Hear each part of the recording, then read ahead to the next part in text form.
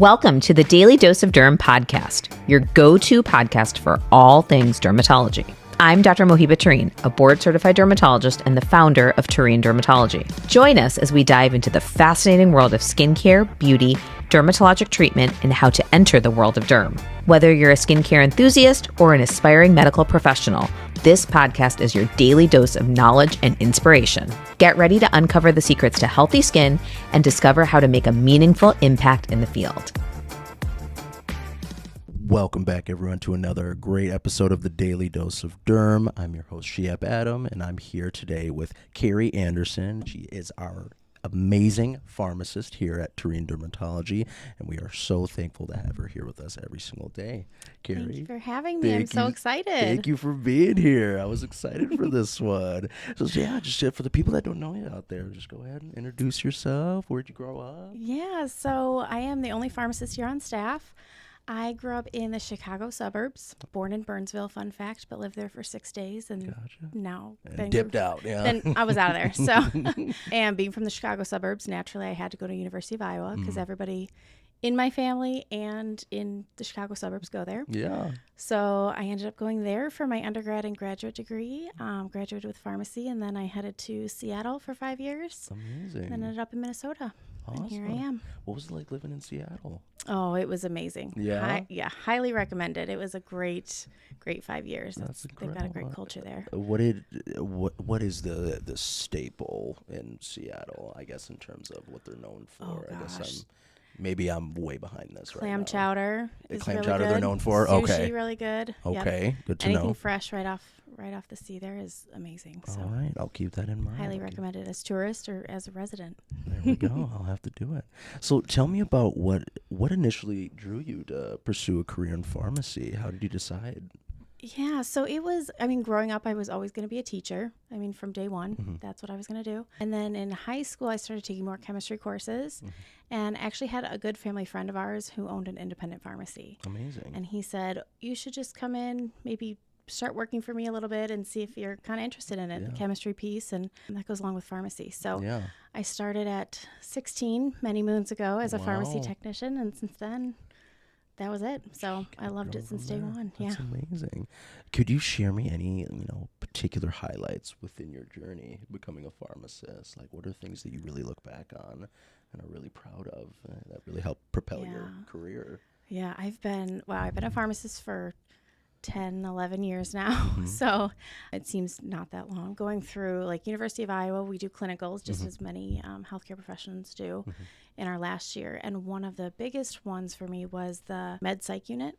So it was inpatient, but they had to have an active medical issue along with an active psychiatric issue. And through that, we were part of doing rounds. Okay, so every morning we would get together with a psychiatrist, a physician, multiple RNs, a social worker. There was a pharmacist obviously there that I was working with. And we went and visited all these patients and kind of worked up a treatment plan. And that was really inspiring to me to see those patients because those were the most complex you could get as far as mental health, medical issues. We really, truly did have to work as a team. The pharmacist was a big part of it in terms of figuring out what actually could be done, what needed to be done, dosing, things like that. So that was probably one of the biggest experiences for me. We saw, at one point we saw a patient who was completely disoriented, had no idea who he was, couldn't even speak to us. A couple of days later after treating him, it was from a UTI with a buildup of ammonia. He was completely lucid, talking to us, 100% back to normal. So, it was just kind of mind-blowing how important medicine and medication was for patients like that. Yeah, absolutely. Walk me through your overall educational path. How many total years of schooling did you have? Yeah, so that does change. I did an accelerated route. So I did 2 years of undergrad, and then you're able to apply to pharmacy school. So then did 4 years of a professional or a doctorate degree. Amazing. Okay. So it ended up being 6 years total. They are phasing that out. So it's often 4 as a bachelor's, 4 as a doctorate degree. Gotcha. And then there is often residency fellowships afterward. Gotcha. Okay. Got it. What are some of the primary responsibilities that you have within your day-to-day work? Like, what is being a pharmacist truly entail, especially in clinical settings such as ours? So here at Tureen, I say I wear quite a few hats. So one of the hats I wear is the dispensary manager. So we have 5 dispensaries between our 6 clinics, working on opening our 6th, and it's essentially like a small pharmacy within the clinic. So patients are able to come in, see their provider, get prescribed medication, and actually walk out with it.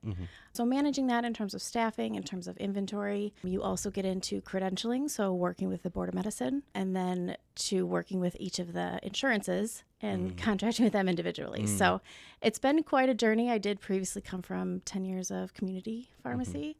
So here you really do see the back end of everything with the dispensary. So that's one big thing I do. I also work with our biologic medications, which are our injectables, getting patients access to those and the education portion of that. And then I also am just a general pharmaceutical resource. So my office door is almost always open here in Roseville. Yeah. I often have MAs pop in.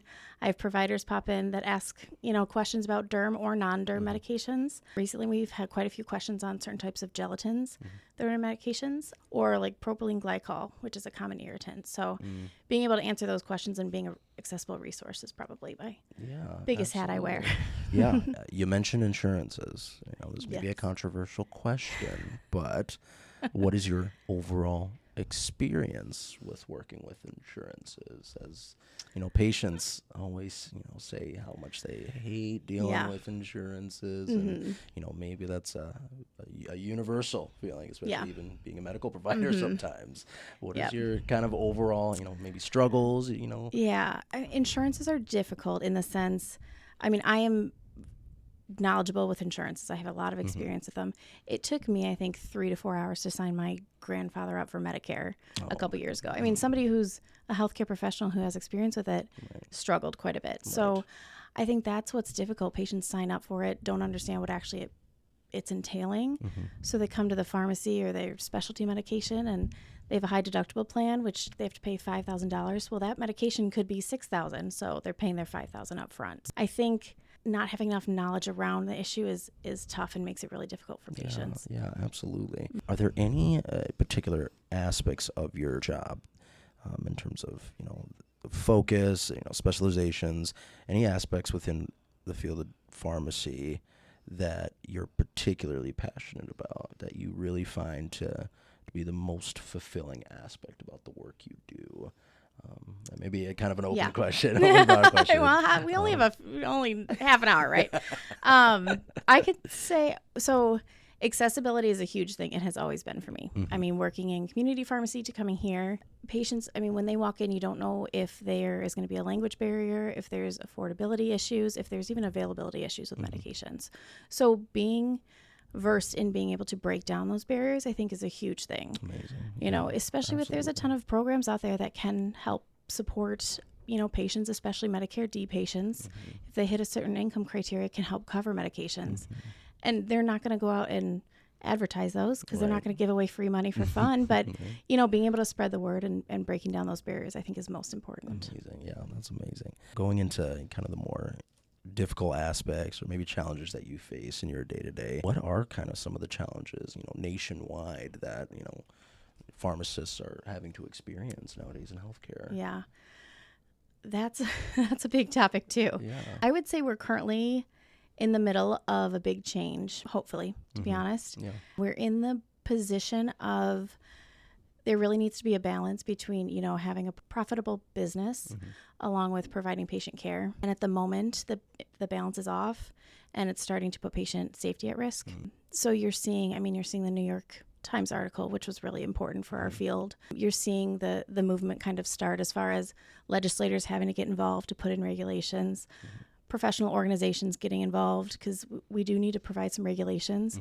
The lack of staffing and things like that, it really is putting patient safety at risk. So drawing more and more attention to that, I think, is the biggest concern right now. Do you think reaching out to local politicians is that the best way to, you think, address this problem? Yeah, absolutely. There have already been multiple states that have put in legislation specifically around pharmacy just to prevent issues like this, maxing out the number of prescriptions, putting a limit on how many people a minimum amount of people that can be working at a time, because it's just going to work and work until there's nothing, Right. to No, increase the absolutely. profits. So Yeah, absolutely. legislators are definitely a big part of it. Yeah, for sure.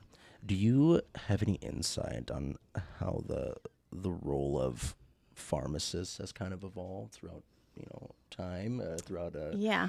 healthcare history? Yeah. Do you have any insight in like how you went from just dealing with the medications themselves? Like, how did that time look, if you have any knowledge on that? Yeah. I mean, if I get one more person that says, "Oh, you're a pharmacist, you count by fives," great. Like that's that's just what we're known for. Yeah. Pharmacists, pharmacy technicians, and it is so much more than that. Growing up, my grandpa would always joke, like he'd walk over to the pharmacist and be like, "Yeah, you need this medication, go get a prescription." He'd come back, get it for the same thing, and he'd be like, "The pharmacist knew." Well, yeah, there was also one of 4 prescriptions there. Right. So now, I mean, between 4 medications in and 10,000, it really is our job, our role has evolved quite a bit to become more involved, being that resource. And you also find us like far more in dermatology clinics here. You see in hospitals, if you see rounds, there's pharmacists on those rounding teams. It's really crucial to get a pharmacist involved to create another team aspect to it. Do you think the realm of responsibilities that pharmacists have, do you think that it'll continue to evolve as time goes on? Yeah, do you think that I do. It is slowly. It's going to be a long journey, but it has definitely changed so far. A big thing is also sadly enough to say, is reimbursement with insurances. Insurances are just now beginning to see us actually as healthcare providers. So if there's no reimbursement, I mean, there's no reason or ability to have pharmacists on staff. So it unfortunately is beginning to start with that, but it is slowly changing. Yeah. And we've definitely seen progress in the right direction. Yeah. So say I'm, possibly aspiring to become a pharmacist. What are some of the best pieces of advice you could give me to get started, begin that path? Yeah, I would say number one by far, and I would say admissions officers would say this too, is get a job as a pharmacy technician. You don't know what you really want to do until you step in it. You could step in and absolutely hate it. You could step in and it could change your life. So that is definitely step one, getting some experience. And that's true for every position. MAs, getting jobs too with providers. I mean, same idea. So that's the biggest thing. The other thing I would say is start building bridges from the beginning. I mean, building those relationships. I have relationships that I have from when I was a pharmacy technician to now that, pharmacy's a small world, as they always say. There'll be people that you interact with that you knew once upon a time, but, the more we can work together as a team, and that includes across all professions, MAs, physicians, things like that, more we can work as a team and build those bridges is just going to be most effective. Yeah. No, going back to that, I mean, I've been able to reflect on my own path and process, just kind of pursuing my career as a physician assistant, and I can completely credit this job as a medical assistant to me considering a job in dermatology one day. Yeah. Like, I never thought it'd be something I'd ever consider. I always thought I'd be want to be in sports medicine with my background of being a football player and all that. I want to do everything sports medicine. No, at this point I'm completely open-minded to whatever field I'm drawn into, but dermatology has definitely stuck a chord in my heart for sure. Well, and it's interesting too with you say about dermatology. All I can think of when I originally started was the Grey's Anatomy episode where they walk downstairs and it's like a bright light, everybody's calm, and it's like a spa, nothing's happening in dermatology.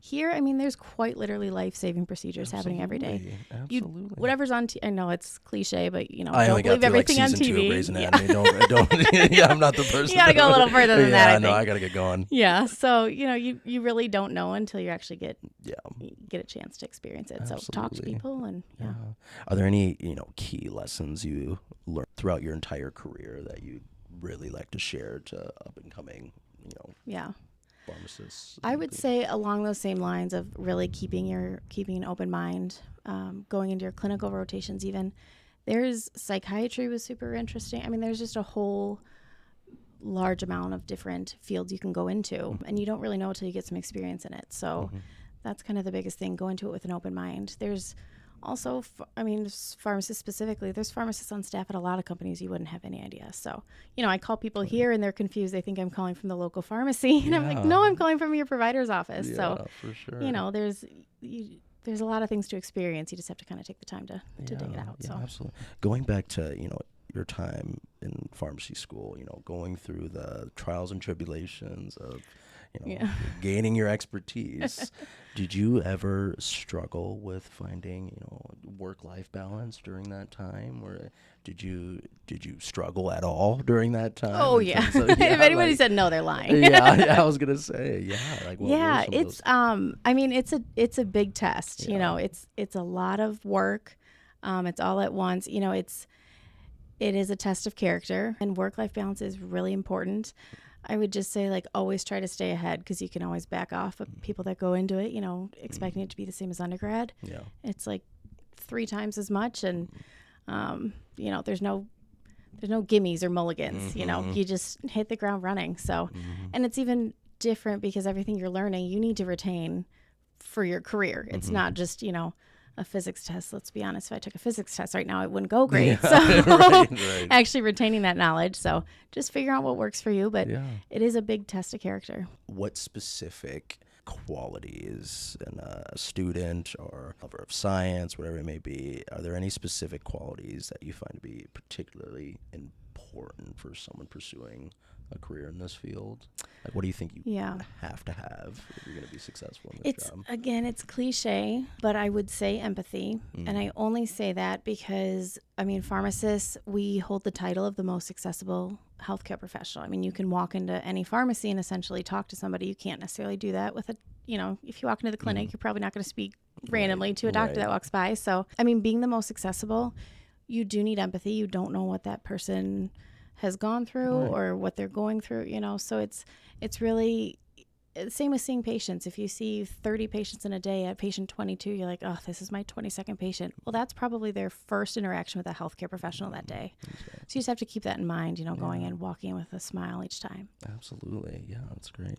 Again, stepping away a bit from, what you do on your day-to-day when you're not doing what you do every day. Yeah. What do you like to do to relax?